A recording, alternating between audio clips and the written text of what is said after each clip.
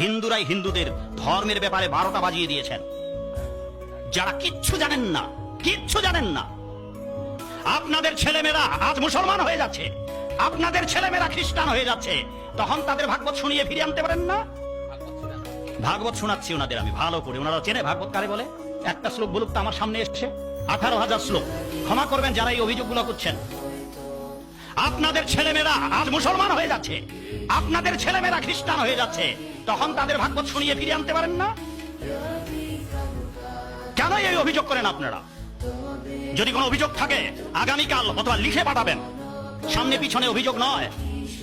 কেন আপনারা এটা বোঝেন না যে আপনাদের ঘরে ছেলেমেয়েরা আজ বৃদ্ধ বয়সে আপনারা লুঙ্গি ড্যান্স দিয়ে ঘুরে বেড়ান? কি শিখবে হিন্দু জাতি আপনাদের কাছে? ধর্ম ব্যাপারে কিচ্ছু জানেন না আপনারা। কেন আপনারা আমাদের বিরুদ্ধে কথা বলেন? আমি তো প্রথমে ওই বাবা যখন প্রতিবাদ করলো তখনই তো আমি বলে দিলাম যে সেটা তো আমরা ভালো জানবো। আজ আপনাদের ঘরে ছেলেমেয়েরা ক্লাস 8, 9 যেতে না যেতে, আপনার ঘরে যদি মেয়ে থাকে যারা অভিযোগ করছেন, তাহলে দেখবেন আপনার মেয়ে চরিত্রহীন হয়ে যাবে, চরিত্রহীন হয়ে যাবে ক্লাস 8, 9 পাস করতে না করতে। হবু জামাই 2-3টা বানিয়ে রাখবে, আর মোবাইল দিয়েছেন আই লাভ ইউ বলে সর্বনাশ করবে আপনাদের। আর বলতেছেন মোবাইলের কথা বলবেন না। আজ মোবাইল যুগ, এই মোবাইলকে আপনি কোটি টাকা দিয়ে হাত থেকে ছাড়াতে পারবেন না।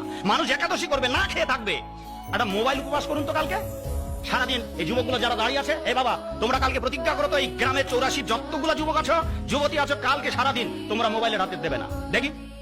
আর কালকে এসে আমাকে বলবে আমরা আজকে সারাদিন মোবাইল হাত দিই। সেখান তো আপনার ছেলেকে।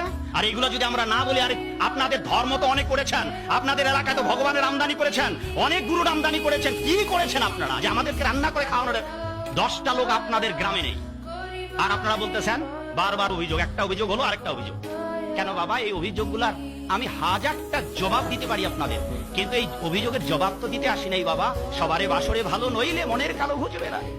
আমরা আপনাদের আপন করতে এসেছি, আর আপনারা বারবার একটার পর একটা। আরে মোবাইলটার কথা কেন বলতেছি? উনি যেমন না বুঝেই কথা বলতেছে, পেছন থেকে আবার বলতেছে। এই বাবা যিনি অভিযোগ করছেন, আসেন তো সামনে, আমি আপনাকে 2টা প্রশ্ন করি, দেখি আপনার কত বড় বিদ্যা আছে পেটে। আরে বাবা, ভাগবত কোনটা? এখানে আপনারা আছেন, আমি এখন চ্যালেঞ্জ করছি আপনাদের।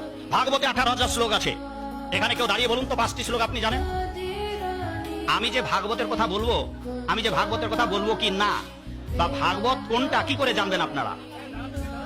কি করে জানবেন আপনি? এ বাবু যাবেন না বাইরে কেউ, এটা আমি সামলাবো বাবা, আমি সামলাবো। আপনাদের কিছু বলতে হবে না বাবা, আমি দরকারে ক্ষমা চাইবো, কারণ আমরা বৈরাগী মানুষ।